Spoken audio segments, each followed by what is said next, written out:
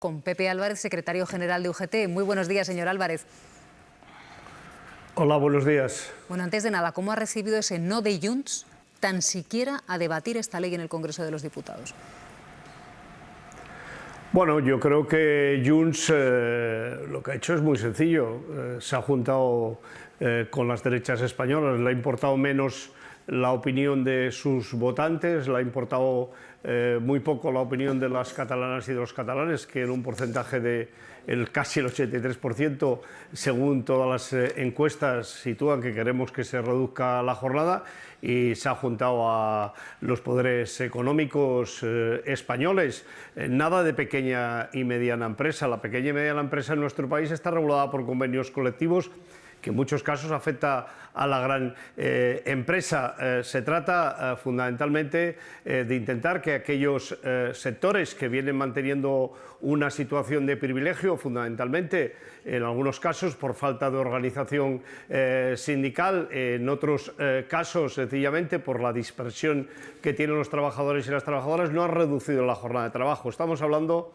de las trabajadoras y los trabajadores del campo, estamos hablando de los trabajadores y las trabajadoras del sector de la seguridad privada, de las mujeres que están trabajando en el comercio, de los camareros y de las camareras que están trabajando en la hostelería, y creo sinceramente que esta conjunción de intereses económicos entre la ultraderecha de Vox, el Partido Popular y Junts es una demostración palpable de que aquí priman los intereses económicos por arriba de otro tipo de discrepancias. Secretario, una cuestión. No sé si desde UGT, usted mismo o miembros de UGT han podido hablar con Junts y con el resto de las formaciones políticas para trasladarles precisamente esto que nos está comentando ahora.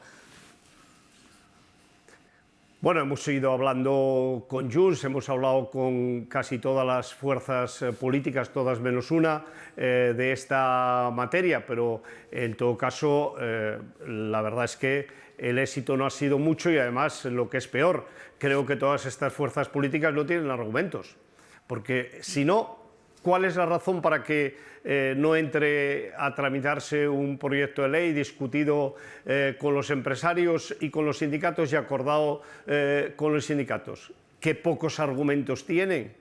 Si hubiera tantas empresas que fueran a cerrar, seguro que los sindicatos no estaríamos detrás de esta iniciativa, pero en todo caso podrían explicar de qué estudios están hablando, de qué estamos hablando, cómo se puede decir tantas tonterías en tan poco tiempo.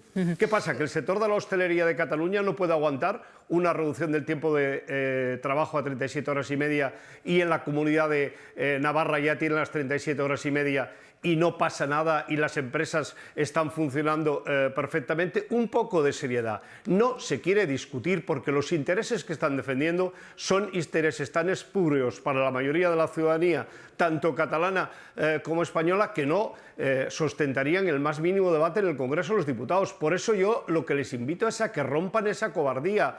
En cualquier momento pueden, si tienen esa mayoría en el Congreso de los Diputados, hacer que prevalezca la jornada actual, pero ni siquiera nos quieren dar la oportunidad de escuchar ese debate. Es un secuestro a la inmensa mayoría de los ciudadanos y las ciudadanas de nuestro país, a sus ideas, y una incapacidad para poder debatir y, en todo caso, decidir después de ese debate, a ojos de los ciudadanos y las ciudadanas, cuál es lo mejor para nuestro país, cuál es lo mejor para las trabajadoras y los trabajadores de nuestro país. Ustedes han convocado movilizaciones, ustedes, UGT y Comisiones Obreras, y las han convocado en todo el país. ¿Cuál es el objetivo de esas movilizaciones, secretario?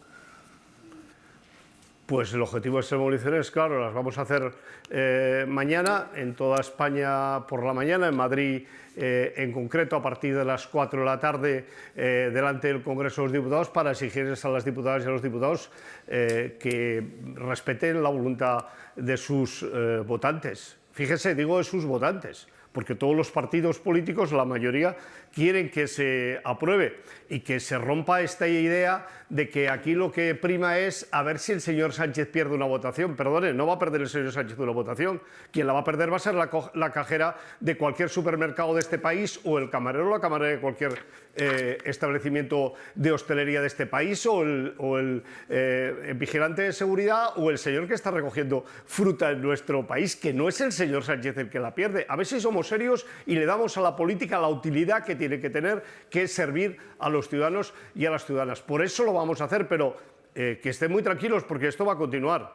Lo hemos dicho y lo vamos a hacer. No va a haber un día en el que no intentemos que se visualice que hay esa mayoría de ciudadanos y de ciudadanas que les reprocha que no lo hayan podido hacer, y les vamos a dar incluso la oportunidad de rectificar, como hicieron con el decreto ómnibus. Rectificar quiere decir que vamos a exigir al Gobierno que de manera inmediata la vuelva a pasar por el Consejo de Ministros y Ministras, que lo vamos al proceso de debate en el Congreso de los Diputados, porque nosotros vamos a, como hemos dicho, perseguir democráticamente a las fuerzas políticas, a los diputados y a las diputadas, que espero que algún camarero, alguna camarera, alguna persona de supermercado, aunque alguna cajera me decía que no va mucho por los supermercados, les puedan decir: oiga, yo estoy aquí trabajando 2 horas y media por culpa suya y usted no me ha dejado ni siquiera que pueda debatir cuáles son los argumentos para reducir el tiempo de trabajo. Señor Álvarez, no sé si le he entendido bien. Usted dice que los partidos políticos en su mayoría podrían votar a favor de esta medida, solo que quieren hacerla caer para darle una bofetada a Pedro Sánchez. No solo eso. Antes se ha hablado de los intereses económicos, que creo que es el fondo que une a los tres a la vez. Pero parece evidente que no se habla de qué es lo que se vota, cuáles son las consecuencias económicas que hay, sino que se vota de que esto es una derrota más al gobierno del señor Sánchez, y es una derrota que nos hacen dándonos una bofetada a los trabajadores y a las trabajadoras de nuestro país. Si ustedes recuerdan, ocurrió lo mismo con el decreto ómnibus, con la subida de las pensiones en su momento, que luego hubo que rectificar. Pues no, estamos ante una situación similar. Tienen que ser conscientes de que en Cataluña hay casi un 83% de la ciudadanía que quiere que se reduzca la jornada de trabajo. ¿Por qué no se debate? ¿Cuál es la razón? ¿Qué miedo tienen para debatirlo? ¿Por qué los poderes económicos pueden juntar a la derecha independentista catalana con la derecha españolista del Vox o del Partido Popular, y hacerlo además sin que se pueda ver y sin que se pueda debatir en el Congreso de los Diputados? Quédese, señor Álvarez, porque vamos a acercarnos precisamente al Congreso. Hoy está previsto que se convaliden los permisos de paternidad, maternidad y cuidados que aprobó el Consejo de Ministros, y a priori esto, Javier, saldría adelante. Sí, efectivamente nos esperan sorpresas. Recordamos que eso amplía 19 semanas los cuidados por hijos, hasta las 19 semanas, como decimos, retribuidos. También hasta los 8 años se va a aplicar a los nacimientos o adopciones a partir de agosto de 2024, y podrá además disfrutarse de manera flexible. La vicepresidenta Yolanda Díaz ha venido insistiendo mucho durante este tiempo que se cumple así con lo que nos exige Europa. Hasta ahora lo estábamos incumpliendo. Para que se haga una idea, España estaba pagando una multa diaria de más de 9.000 euros. Se espera, como decimos, que salga convalidado hoy, aunque fuentes de Podemos dicen que en tribuna van a ser críticos porque dice que esta aprobación no se hace en la línea de lo que nos exige Europa, pero como decimos, salvo sorpresa mayúscula, no van a votar en contra y saldrá convalidado hoy aquí en la Cámara. Señor Álvarez, ¿qué suponen estos permisos para los trabajadores?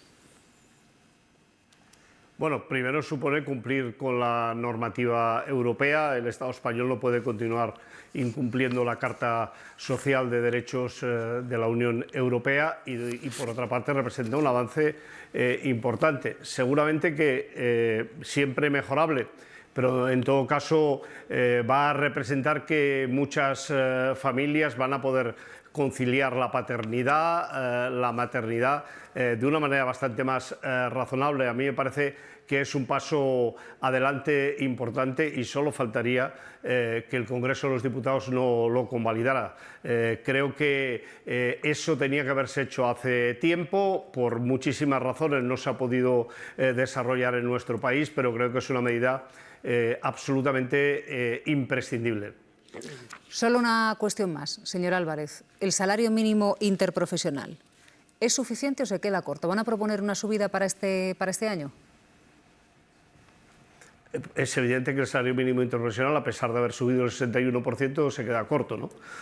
Porque hay algunos bienes que se han disparado desde el año 18 de manera brutal. Estoy hablando de muchas cuestiones, pero una fundamental, que es la vivienda. Hoy la vivienda no está al alcance no solo de la gente que cobra el SMI, sino de trabajadores y trabajadoras que están por arriba del salario medio de nuestro país. Sabemos que con el salario mínimo no lo vamos a poder arreglar, pero en todo caso nos queda todavía un trecho importante para llegar al 70% del salario medio. Por tanto, nosotros vamos a plantear que de manera inmediata, después del anuncio que ha hecho justamente en este programa la vicepresidenta segunda del Gobierno, de que va a reunir a la comisión de expertos, que lo haga ya, que convoque la mesa para poder debatirlo, y el salario mínimo tiene que recoger esta situación que vive el país, tiene que llegar al 60% del salario medio, y para nosotros lo que es muy importante también es que finalmente la directiva que habla de salarios mínimos incorpore que no se absorban los pluses que hasta ahora se vienen absorbiendo cuando se aprueba el salario mínimo, por tanto se come en parte el aumento del salario mínimo, y que en Ceuta, Melilla, las islas, se mantenga ese diferencial del 25% necesario para justamente atender la insularidad o las peculiaridades de las dos ciudades del norte de África. Señor Álvarez, gracias por habernos acompañado esta mañana en la Hora de la 1. Buen día. Muchísimas gracias, Silvia. Buen día.